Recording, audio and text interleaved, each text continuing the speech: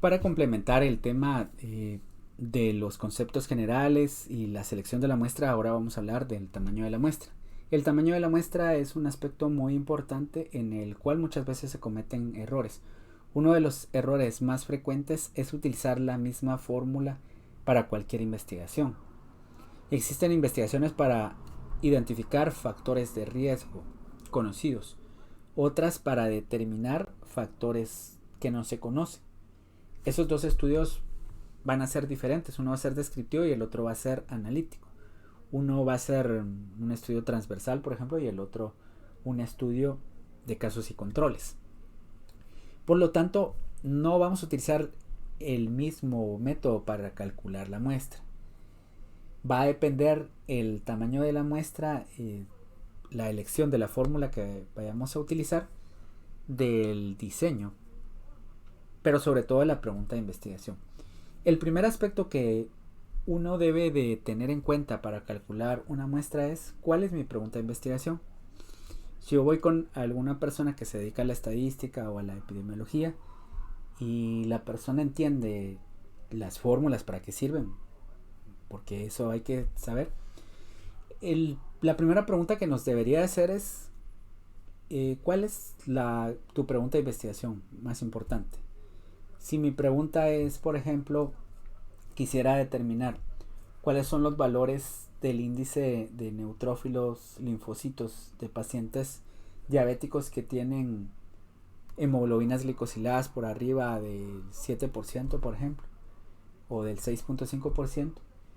Entonces voy a tener valores numéricos del índice de neutrófilos linfocitos que los voy a resumir a través de una media. Mi pregunta tiene que ver con que yo voy a reportar una media. Entonces es una pregunta que requiere una fórmula de estimación de una media. Bueno, si mi pregunta de investigación es del total de pacientes que tienen una enfermedad obstétrica, ¿cuántos tienen como factor de riesgo más importante el presentar, por ejemplo, obesidad antes de antes del embarazo? Bueno, entonces esa es una pregunta de proporción. Por ejemplo, si yo digo, de estas mujeres que presentaron preeclampsia, ¿qué porcentaje tenían anteriormente pues obesidad? Y no estoy haciendo un estudio de casos y controles, estoy haciendo la pregunta en el contexto de un estudio descriptivo. Ahí se utiliza la fórmula de proporción porque mi respuesta va a ser de porcentaje. Si la respuesta después de haber hecho el estudio es de 30%, pues entonces se requiere una fórmula para estimar una proporción poblacional. Entonces, nosotros hemos hablado anteriormente de los métodos que se utilizan para seleccionar una muestra. Es necesario no solo saber cómo se va a seleccionar la muestra. Hemos dicho que los métodos que son aleatorios posiblemente estén relacionados con una mejor representatividad de la muestra. Como la muestra en esa muestra no van a haber ningún criterio subjetivo, es probable que las muestras aleatorias sean representativas más que las muestras no probabilísticas. Pero además de eso, para hablar de representatividad de una muestra, debemos de hablar del tamaño de la muestra. ¿Cuántas muestras necesitamos para poder responder a esa pregunta? Eso es lo que calcula una fórmula. Lo que calcula en términos generales es cuánto es lo mínimo que necesitamos de pacientes o de pruebas de laboratorio o de expedientes para poder responder adecuadamente a mi pregunta de investigación. Y responder adecuadamente tiene que ver, por ejemplo, con la precisión de esa respuesta. ¿Es una respuesta vaga o es una respuesta precisa? Tiene que ver también con el efecto que esperamos detectar cuando estamos administrando un medicamento. Si vamos a dar un antihipertensivo y estamos comparando ese posible antihipertensivo contra un placebo, lo que esperamos es de que haya una diferencia en la disminución de las presiones arteriales cuando se da el placebo y cuando se da el medicamento. Pero esa diferencia debería ser clínicamente relevante como para justificar que yo dé ese medicamento. Porque si me dicen, bueno, es que el placebo disminuyó en promedio 5 unidades de presión arterial sistólica. En promedio hubo esa disminución. Y con el medicamento, ¿cuánto hubo en promedio de disminución? 10 unidades, me dice. Bueno, entonces casi que son iguales, ¿verdad? Entonces, si bien hay una diferencia estadísticamente significativa, el efecto que se está logrando al dar el medicamento no es clínicamente superior al del placebo, porque son muy similares. Entonces, lo que debemos de tener en cuenta es que si una muestra es muy pequeña, se corre el riesgo de no detectar resultados válidos y dar porque no existe una relación porque estamos usando un tamaño de muestra inadecuado. Hay relaciones que son tan pequeñas que se requieren muestras muy grandes para poderlas detectar. ¿Cuándo se utiliza eso en medicina? Cuando no existe ningún tratamiento para, por ejemplo, curar o paliar los síntomas de una enfermedad, pero como no hay nada, pues se acepta que aunque tengamos un efecto pequeño, aunque mejoremos un poquito la calidad de vida del paciente, entonces el medicamento lo vamos a considerar adecuado o relevante o lo que sea, porque no existen otras terapias que tengan un mayor efecto. En ese caso es justificable hacer esos estudios, pero esos estudios requieren muestras grandes. Si sabemos desde el principio que el efecto es pequeñito, la muestra que yo requiero va a ser grande, el efecto del tratamiento. O si la enfermedad que estamos buscando, por ejemplo, queremos determinar alguna complicación que es poco frecuente en pacientes que tienen neuromielitis óptica, vamos a requerir una muestra grande de pacientes con neuromielitis óptica, y eso es poco probable porque hay muy pocos pacientes con esa enfermedad. Son investigaciones que posiblemente no sean viables. Si es demasiado grande, se puede exponer a los sujetos de estudio a un riesgo innecesario.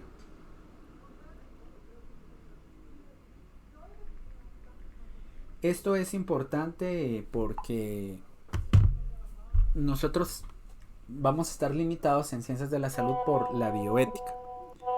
Entonces, cuando la bioética limita a estas áreas y en otras áreas no sucede eso, hay como que una buena relación entre lo que se requiere de la muestra y la muestra que se va a tomar.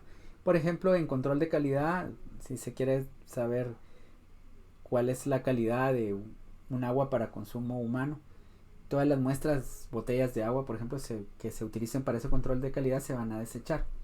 Pero en el caso de los seres vivos, ya sean animales o personas, esos individuos van a estar expuestos a posibles efectos adversos de los tratamientos o de las intervenciones. Si nos dicen que la muestra necesaria para poder estimar el efecto de un tratamiento es de 40 personas, no deberíamos utilizar mucho más de 40 personas. 45, 50 está bien, pero utilizar 100 es como decir que estamos poniendo en riesgo a otras personas que no era necesario ponerlas en riesgo, porque la muestra de 50 o de 40 era suficiente para poder responder adecuadamente a la pregunta de investigación, cosas que no ocurren en otras áreas de la investigación. Además, tampoco vamos a desperdiciar recursos. Si necesitamos 40 pruebas, por ejemplo 40 antibiogramas, el utilizar 100 antibiogramas, si es que no se utilizan de rutina, pues es no tener disponibles esos otros 10 antibiogramas para casos que lo ameritan, sobre todo en contextos donde están limitados los recursos. El tamaño de la muestra o el sample size se puede estimar a través de las fórmulas que pueden encontrar en diferentes libros de estadística o de bioestadística y a través de software estadísticos. El que voy a utilizar se conoce como EPIDAT y ya les he hablado de ese software en otras ocasiones. Este software es de distribución libre y cuenta con diferentes métodos. Por ejemplo, aquí podemos ver cálculos de tamaño de muestra para estudios descriptivos donde se requiere únicamente establecer una media, una proporción, o odds ratios, riesgos relativos, o estudios de tipo analíticos donde se evalúan contrastes de hipótesis. Por ejemplo, los estudios de casos y controles, los de cohortes o los ensayos clínicos que requieren generalmente análisis de supervivencia. Entonces vemos que el tamaño de la muestra va a depender de la pregunta de investigación y del diseño de investigación, pero ahora mismo vamos a ver qué otros aspectos se deben de considerar para calcular la muestra. Entonces, Al calcular un tamaño de muestra debe lograrse un equilibrio entre lo deseable y lo factible, dependiendo de la disponibilidad de tiempo, personal, accesibilidad, presupuesto y todos esos aspectos. Uno de los errores que se cometen es usar la misma fórmula para cualquier investigación. Y ya les he comentado que dependiendo del tipo de investigación se usan diferentes métodos, como vimos que hay disponibles en ese software del que les he estado hablando.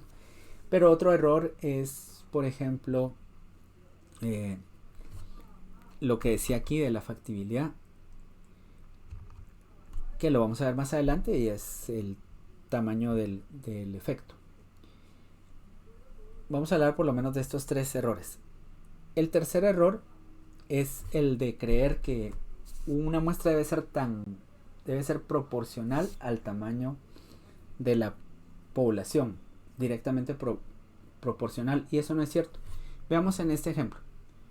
Como la fórmula aritmética tiene un aspecto que no nos da para una relación lineal, entonces lo que ocurre es que si tenemos una población de 50 individuos y la muestra calculada con determinado nivel de confianza fue de 48, vemos que 48 dentro de 50, la proporción de la muestra con relación a la población en este caso es del 96%.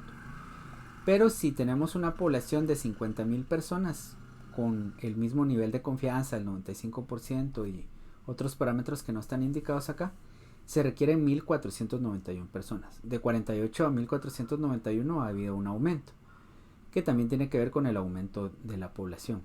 Sin embargo, 1,491 dentro de 50,000 es solo el 2.98%. Y si tenemos que la población de referencia es de 100,000 personas, se requiere, o de 500,000, perdón, se requiere 1,532 personas. Si utilizamos los mismos parámetros para calcular la muestra, pero la población de referencia es de 100,000 personas, o la población de estudio es de 100,000 personas, solo vamos a requerir 2 muestras más. Esto es un 0.15% de la población, este tamaño de la muestra. Como les dije, la fórmula no refleja una relación lineal donde tenemos mayor muestra proporcionalmente mayor población. Lo que estamos hablando aquí es de lo mínimo que se requiere de muestra para poder responder a una investigación. Entonces alguien a veces dice, pero si su población era de, no sé, de 100,000 pacientes y usted solo está utilizando una muestra de 1,000 pacientes, que ya es una muestra grande, eso está mal. Entonces ese es un concepto bastante erróneo del muestreo. Y hay un concepto que se llama, de hecho, saturación de la muestra. Suponiendo que yo hago 200 investigaciones, 200 muestras para evaluar la calidad de vida de pacientes con enfermedad renal crónica.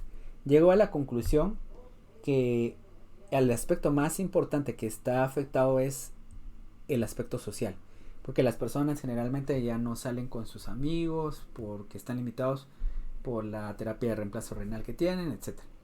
Bueno, entonces eso es, con 200 muestras llego a la conclusión que el 50% de los pacientes tenían problemas de calidad de vida en el aspecto social.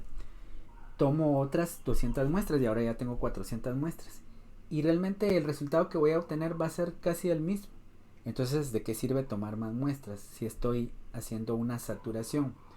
Tengo más muestras, pero no por eso tengo una información diferente, porque se está repitiendo la información, sobre todo si las muestras las voy a tomar de forma aleatoria. Entonces, por eso el hecho de que hayan poblaciones muy grandes no quiere decir que vamos a requerir también de muestras muy grandes. Eso también depende del diseño que vamos a elegir. Si se hace un muestreo por conglomerados, un muestreo bietápico, generalmente tiene muestras bastante grandes, pero eso no quiere decir que vayan a ser directamente proporcionales al tamaño de la población que hay. Eso es solo porque el muestreo es más complejo. Entonces, lo que sí es cierto es lo que ya hemos visto acá, pero que lo podemos expresar con otras palabras. Dice, a menor tamaño de la población, el tamaño de muestra es pequeño, pero constituye un porcentaje alto de la población. Mientras que a mayor tamaño de la población, el tamaño de la muestra es mayor, pero el porcentaje de la misma necesario para que la muestra sea adecuada es menor.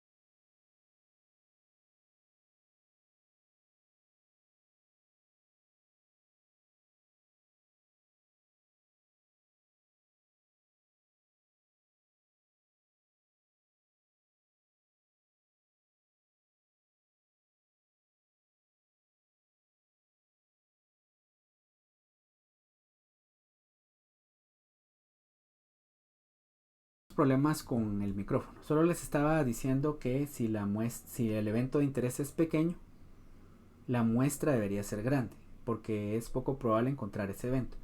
Si el evento es bastante frecuente, la muestra puede ser pequeña, ¿ya? Pero también podría ser grande. No elegimos muestras grandes porque estamos tomando más de lo que necesitamos. Y vamos a recordar que no debemos de exponer más pacientes a esos efectos adversos que podría tener un medicamento o una intervención. Por otro lado, pues si no estamos comprometiendo la salud del paciente y solo es revisar expedientes, ese tiempo que van a utilizar en revisar más expedientes de lo que necesitan, lo pudieron haber utilizado para poder empezar a analizar sus datos o para dedicárselo a sus pacientes. Bien, entonces dado que es imposible asegurar que un hallazgo es verdadero con un 100% de certeza o de probabilidad, se plantean hipótesis de nulidad. Las hipótesis de nulidad es el hecho de que nosotros decimos, yo puedo llegar a la verdad y quiero llegar a la verdad, pues obviamente quiero llegar a la verdad con un 100%. Pero eso no es probable, siempre hay la probabilidad de cometer errores. Por lo tanto, vamos a tener una hipótesis de nulidad. Si para mí un medicamento tiene un efecto, yo debo de plantear el otro escenario donde el medicamento no tiene el efecto deseado. Esto va a orientar entonces a que el investigador pueda determinar con cierta certeza, con cierto nivel de confianza, cuál es la probabilidad entonces de que lleguemos a una conclusión adecuada, definiendo la potencia y otros aspectos que vamos a ver a continuación. A este juicio se le asigna un nivel de probabilidad que de forma convencional se ha aceptado como significativo a niveles mayores del 95%. En términos generales se usa un nivel de confianza o de confiabilidad del 95%, donde decimos que estamos dispuestos a correr un error de tipo 1 o significancia del 5%. ¿Y qué es ese error? Pues ese error le vamos a llamar significancia, pero lo vamos a entender mejor con este cuadro. Entonces vean, los escenarios pueden ser 4. En realidad, la hipótesis nula es falsa o es verdadera. ¿Y a qué me refiero con hipótesis nula? La hipótesis nula siempre es el planteamiento de que no hay un efecto. Por ejemplo, la hipótesis nula nos dice que un tratamiento no es efectivo. Un tratamiento no es efectivo. Esa es la hipótesis nula. Por lo tanto, la hipótesis alternativa es lo contrario, que el tratamiento sí es efectivo. Entonces, si en la realidad la hipótesis nula es verdadera, o sea, el tratamiento no tiene un efecto, y nosotros llegamos a la conclusión errónea de que el tratamiento sí tenía un efecto, eso se conoce como error tipo 1 o significancia. Decir que un medicamento tiene un efecto cuando en realidad no lo tiene, esa es la significancia. Todos los cálculos de tamaño de muestra piden significancia y algunos piden el otro error, que es el error tipo 2. Los estudios descriptivos todos piden error tipo 1. Los analíticos también piden error tipo 1. Los descriptivos no piden error tipo 2, los analíticos sí. ¿Y qué es el error tipo 2? Si la hipótesis nula es en realidad falsa, esto quiere decir de que el medicamento sí tiene un efecto comprobado, pero llegamos a la conclusión con nuestra investigación que, bueno, el medicamento sí lo tiene y llegamos a la conclusión errónea de que no tiene efecto. Entonces estamos cometiendo un error tipo 2. Lo contrario del error tipo 2 o el complemento es la potencia.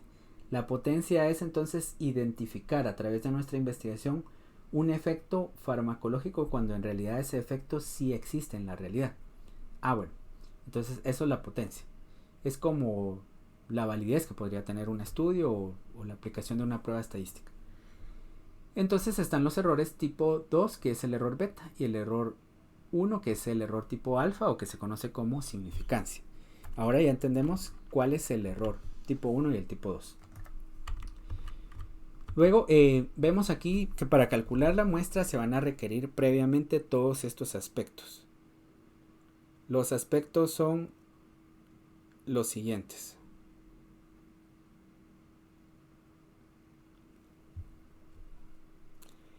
El tipo de estudio,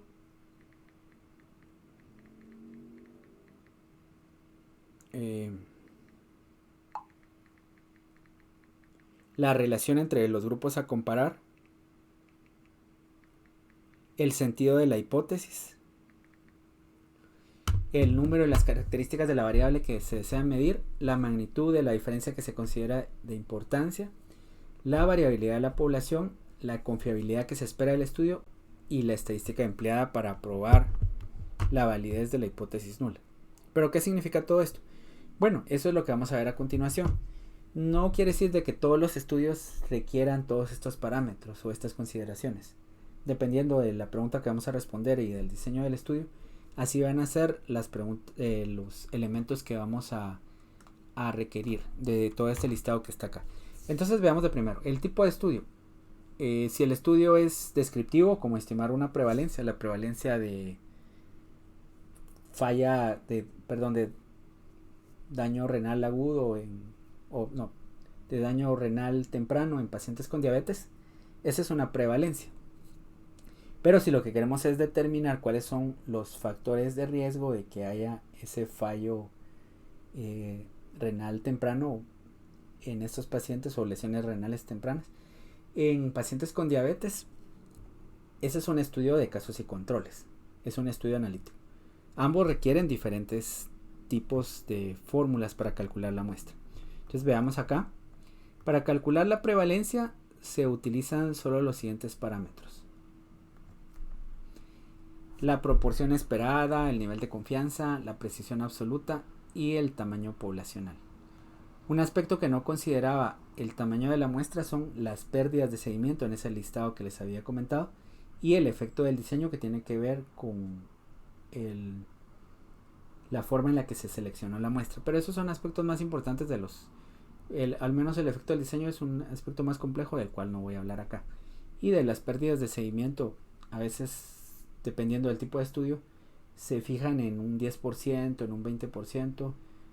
Si nosotros esperamos que el 10% de nuestros pacientes se van a perder durante el seguimiento, entonces vamos a calcular la muestra y un agregado de un 10% para que si se pierde ese 10% no vaya a afectar nuestro tamaño de la muestra.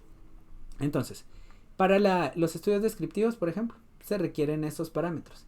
Pero si el estudio hubiera sido de tipo casos y controles, se requerirían estos otros parámetros. Entonces vean, ahora ya me aparece la potencia, además del nivel de confianza o significancia, la proporción de expuestos, de casos expuestos, de controles expuestos, el odds ratio esperado. Lo importante es de que ahora vemos la potencia, y eso nos lo pedía la otra forma, y el efecto que se espera, que se puede medir a través de la diferencia de estos porcentajes y del odds ratio. Asimismo nos dice cuántos controles queremos por cada caso que tengamos disponible. Otro aspecto va a ser la relación entre grupos. Los grupos pueden ser independientes o pueden ser grupos apareados. Independientes es las personas que están en un grupo no están en el otro grupo que se va a comparar. Entonces en un grupo tenemos solo hombres y en otro solo mujeres. Queremos comparar la densidad mineral ósea en pacientes que están tomando tenofovir, por ejemplo, como parte de su terapia antirretroviral. Pero por un lado tenemos a las mujeres y por el otro lado a los hombres, para saber si la disminución en la densidad mineral ósea que a veces ocurre es mayor en las mujeres que en los hombres. Para eso se requiere cierta cantidad de muestra. Pero si nosotros estamos trabajando con grupos emparejados, ahí posiblemente vamos a requerir una muestra más pequeña. ¿Por qué? Porque hay menor variabilidad.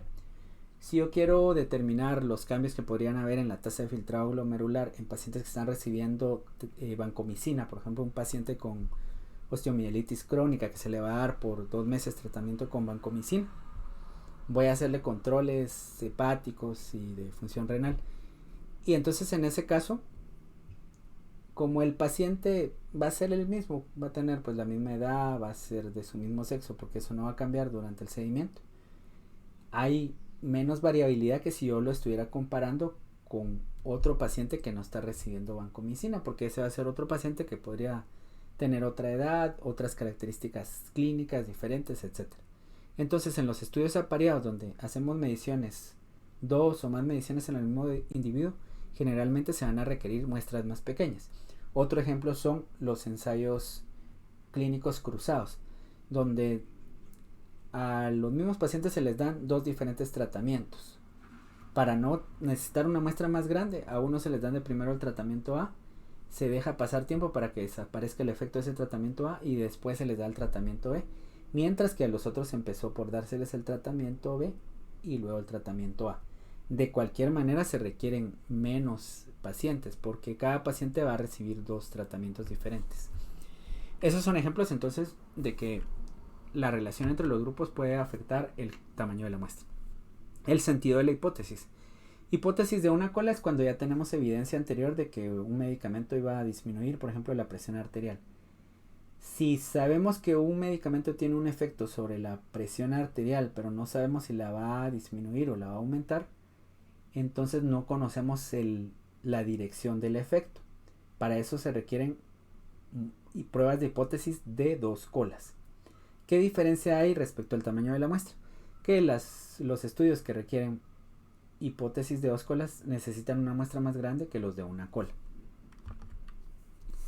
Las características y el número de variables que se desean medir. ¿La variable es categórica o es numérica? Con los ejemplos que les había puesto de determinar el índice de neutrófilos linfocitos o el porcentaje de pacientes que tienen una glomerulopatía, pacientes diabéticos, por ejemplo. Son ejemplos donde se utiliza una variable numérica en un caso y en el otro una variable categórica. Se evaluará una sola variable o más de una.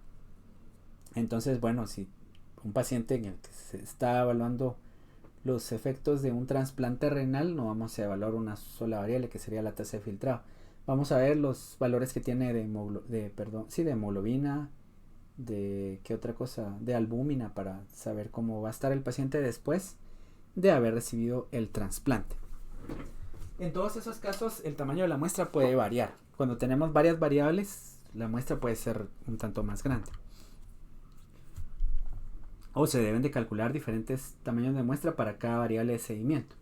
Y la variable que requiera una muestra más grande, esa va a ser la muestra que se va a elegir para estudiar a todos los pacientes. O se va a tomar una muestra de ese tamaño para esa variable y muestras aleatorias más pequeñas para las otras variables, si no queremos gastar más recursos de lo necesario. Entonces, la magnitud de la diferencia que se considere de importancia clínicamente significativa, eso es importante para los estudios analíticos. ¿Qué diferencia en resultados será importante para justificar que se dé un tratamiento? ¿Qué diferencia será significativa para un paciente quien pudiera sufrir las consecuencias de la enfermedad? ¿Qué diferencia en el resultado justificaría el uso de un tratamiento? Todas esas preguntas se puede uno hacer. Cuando la magnitud de la diferencia es pequeña, la muestra debe ser grande, y cuando la magnitud de la diferencia es grande, la muestra puede ser pequeña. Esto tiene que ver con que el otro error que les decía que se cometía frecuentemente es elegir investigaciones donde el efecto que se espera va a ser pequeño y en todo caso se requieren muestras grandes. Si sabemos que la administración de bicarbonato sódico va a mejorar los valores de la tasa de filtrado glomerular en pacientes con enfermedad renal crónica predialítica, pero que el efecto que da el bicarbonato sódico es bien pequeño, van a requerir una muestra muy grande. Y posiblemente ustedes, como residentes que tienen un tiempo limitado para recolectar sus datos, me refiero de los años que tienen de residencias y de ese año de residencia que es el R2, también el tiempo que tienen disponible para ir a recolectar las muestras. Hay que tener cuidado con eso. Si el efecto de lo que ustedes están evaluando es pequeño, requieren una muestra grande. ¿Y cómo se sabe eso? Cuando ustedes van a hacer la investigación deben de consultar antecedentes.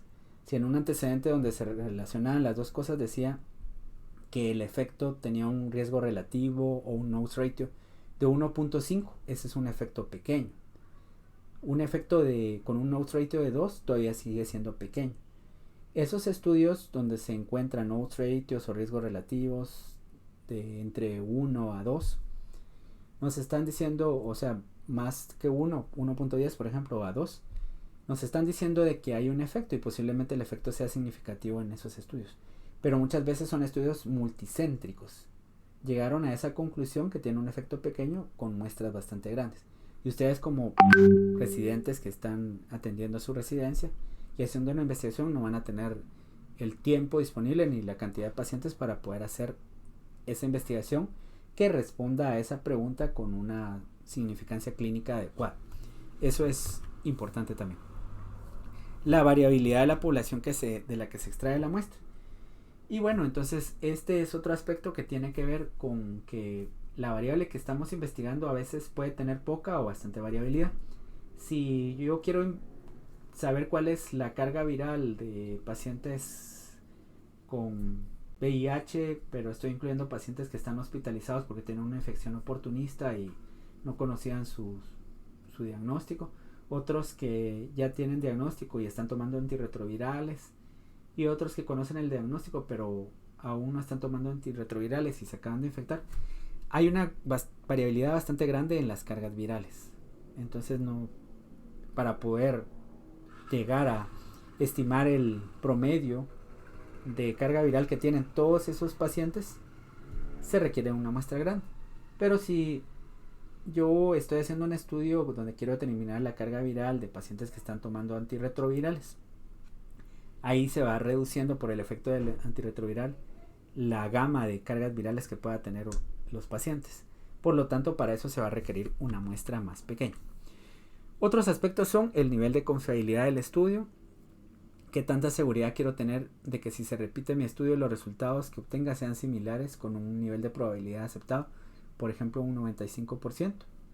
Esto tiene que ver con el valor de Z-alfa y qué poder estoy dispuesto a aceptar en mi estudio. Eso es qué tanta seguridad quiero tener de que los resultados de mi estudio representen la realidad. Como ya les dije, la potencia es la probabilidad de que con mi investigación y mi estudio yo identifiqué un efecto de un tratamiento que de hecho sí existía. Esa es la potencia. Entonces, esos dos aspectos se van a tomar en cuenta: el nivel de significancia para todos los estudios y la potencia únicamente para los estudios analíticos.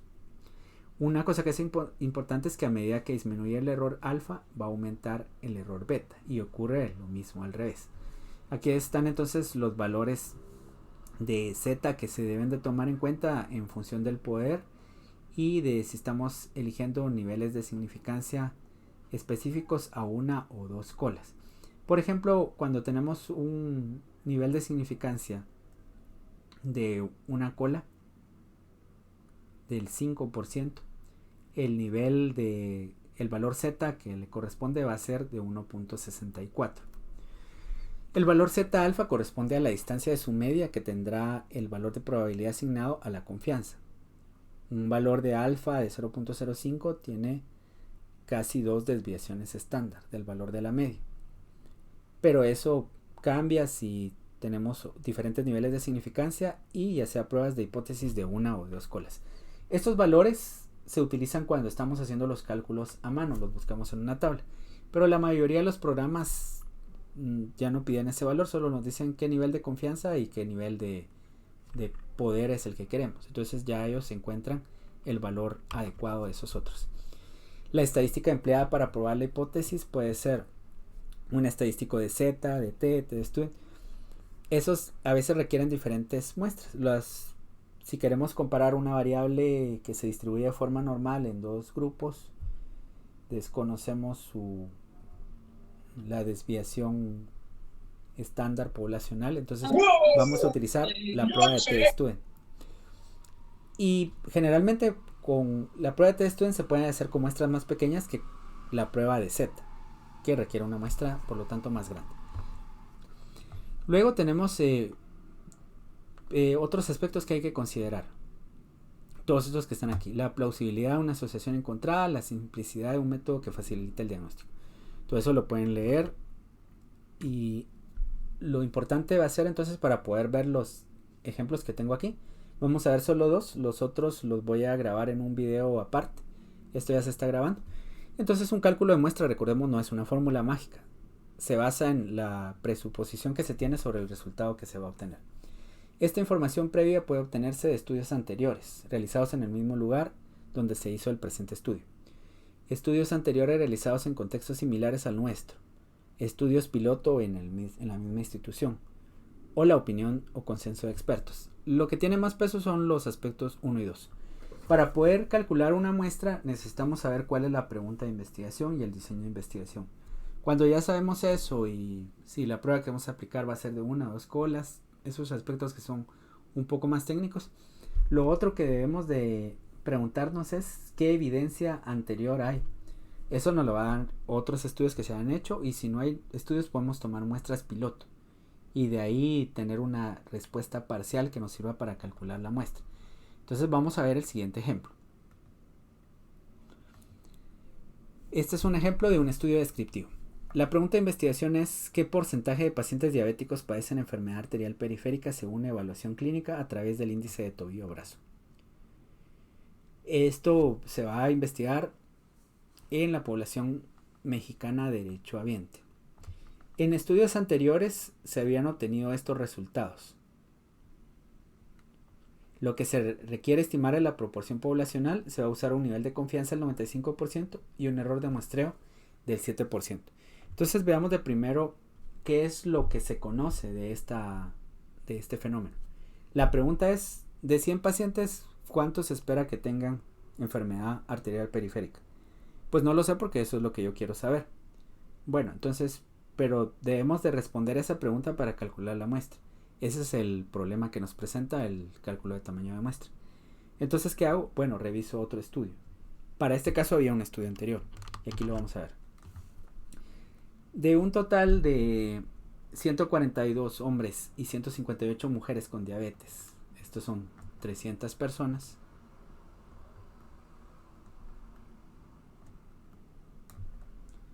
$12 eran de sexo masculino con enfermedad arterial periférica y 11 de sexo femenino. Estos son 23. Entonces, en ese otro estudio la proporción es de 23 dividido 300. Esto va a ser igual entonces a 23 dividido 300, 7.076. Ese es el P de la fórmula. Si lo hacemos a mano, este es el P. Y el Q va a ser 1 menos P. Bueno, si utilizamos un software, nos van a preguntar generalmente cuál es el porcentaje o la proporción. Si la proporción es 0.076, el porcentaje es 7.6%. Entonces, para eso utilizo este software.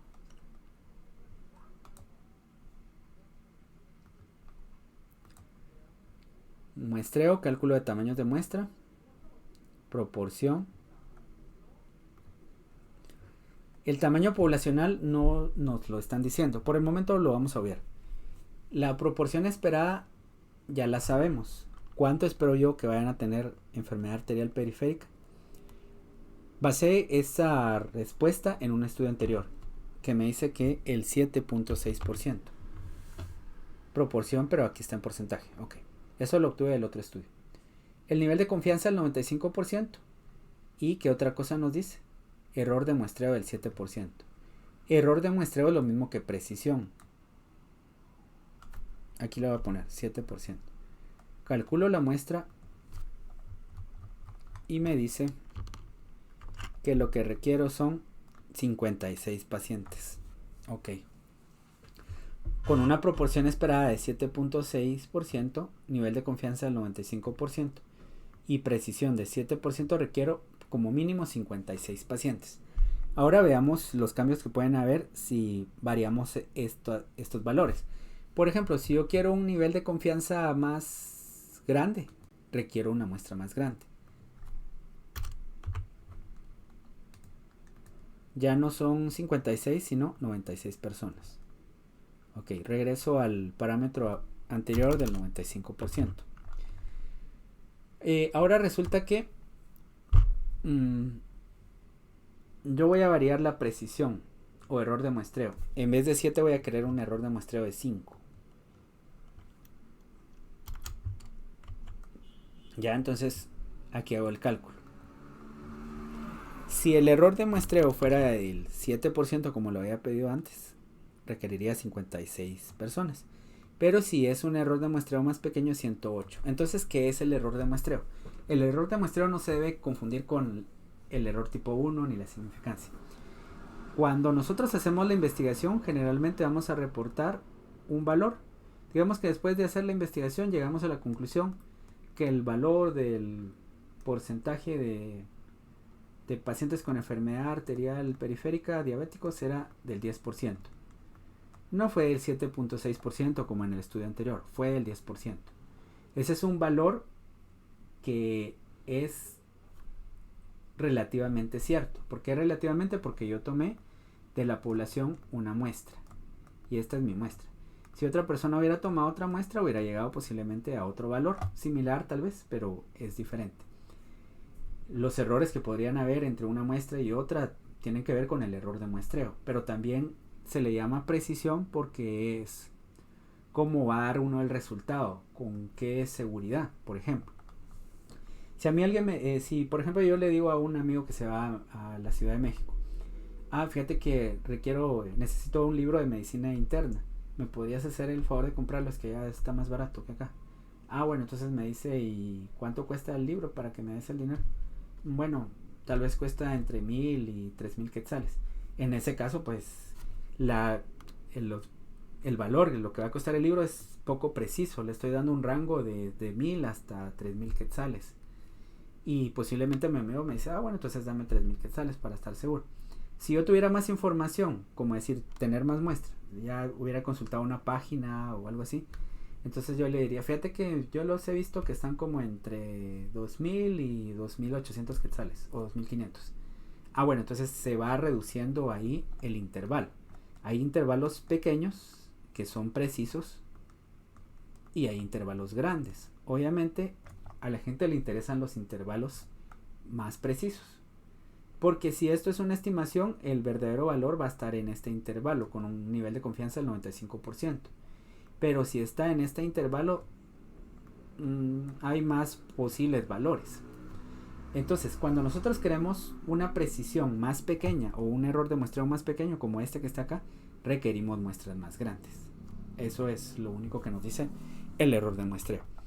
Entonces, ¿qué pasa si tenemos el tamaño poblacional?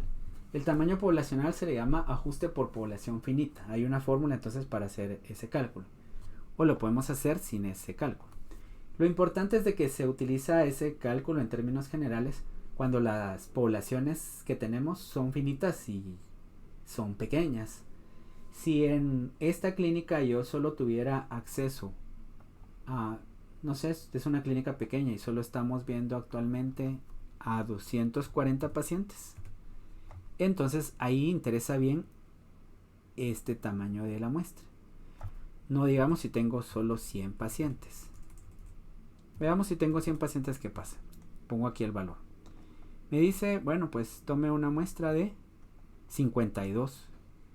Vean, si quería un error de muestreo del 5% necesitaba 108 personas. Pero si en mi clínica solo tengo 100 personas, entonces no puedo necesitar esto, porque se está haciendo un ajuste por tamaño poblacional, entonces se van a requerir 52 personas. Ahí fue importante agregar el tamaño de la población. Pero si en la clínica habían 4,500 personas, ¿qué pasa? Ahí ya no importa tanto el poner el tamaño de la población, porque es muy similar a lo que se requería cuando no ponía la población, que eran 108 personas. Bien, y para finalizar, les comento, los otros ejemplos van a estar en un video que voy a grabar ahora mismo. Pero para finalizar, vamos a ver el otro ejemplo. El otro ejemplo tiene que ver con otro tipo de investigación. Aquí la pregunta de investigación es: ¿cuál es el valor promedio de linfocitos TCD4 en pacientes con VIH que tienen un diagnóstico actual de tuberculosis activa? no importa si es pulmonar o extrapulmonar. Vamos a tener una idea previa de que estos pacientes van a tener menos de 200 CD4 posiblemente. Si tenemos un estudio piloto, podemos tomar los datos de ese estudio piloto. Pero aquí lo que se tenía era una estadística de años anteriores. Y aquí está la estadística, dice. De pacientes que tienen ya sea tuberculosis pulmonar o extrapulmonar, en promedio los pacientes tenían 148 CD4 por milímetro cúbico de sangre que se haya revisado. Pero pues por el otro lado, la desviación estándar es la que nos interesa más bien para calcular esa muestra. Cuando lo que queremos estimar es una media, debemos de tener en el antecedente, que es el estudio que vamos a consultar para calcular la muestra, la media y la desviación estándar. ¿Ya? Aquí está la desviación estándar, y la desviación estándar va a ser la que nos sirva para definir la muestra, porque recordemos que cuando la variabilidad es más alta, se requieren muestras más grandes. Entonces veamos. El cálculo del tamaño de la muestra, ahora no elegimos proporción, sino que elegimos media. El tamaño poblacional por el momento no lo tenemos, si no nos interesa, no nos lo están pidiendo en el ejemplo. Dicen, la desviación estándar esperada es de 174, el nivel de confianza del 95%. Y la precisión absoluta es el error de muestreo absoluto. Aquí, ¿cuál podemos elegir? Nos pueden decir de 10 unidades o de 20 o lo que sea. Ahora les voy a explicar el error de muestreo de otra forma. Voy a pedir un error de muestreo de 10 o de 20 unidades. Aquí tengo el valor mínimo y el valor máximo. Y yo veo cuál es el error que más me conviene, dependiendo de las muestras que tengo disponibles. Entonces ahora que ya tengo estos valores, los voy a calcular las muestras por acá. Aquí están y dicen, si yo tengo un error de muestreo de 10 unidades, requiero 1164 personas, pero si fuera 20 unidades, 291 personas. Ok, para definir el error de muestreo siempre tiene que ser menor que la desviación estándar esperada. El error de muestreo o la precisión va a ser menor que 174. Pudo haber sido 50 también, pudo haber sido 40, etcétera, hasta 100. Pero pues el asunto es de que cuando yo dé mi respuesta, suponiendo que la respuesta hubiera sido 100, ¿no? 100, entonces yo voy a decir que si por error de muestreo, si mi respuesta final fue de 100, ese valor realmente podría estar en un intervalo de precisión de 10 o de 20 unidades. Si estuviera en un intervalo de precisión de 20 unidades, yo podría decir entonces, si lo veo de forma asimétrica, que o bien el valor verdadero de los C4 puede haber sido 90 o más bien 80, restándole acá los 20 unidades a 100, o pudo ser de 120. ¿Ya? Esa va a ser más o menos la amplitud del intervalo. Puede haberme equivocado y el valor verdadero hubiera sido de 80 o de 120, lo cual está bien, esa precisión está bien. Pero si hubiera elegido un error de muestreo de 10 unidades, entonces ahí los valores podrían variar entre 90 a 110. Este intervalo obviamente de 90 a 110 es más estrecho que el que va de 80 a 120. Pero para términos de mi investigación, yo considero que este error de muestreo de 20 unidades está bien. Ya decir un error de muestreo de 50 unidades tal vez ya no es una investigación que tenga la suficiente validez. Bien, entonces con esto yo voy a terminar los ejemplos. Quisiera saber si tienen alguna pregunta.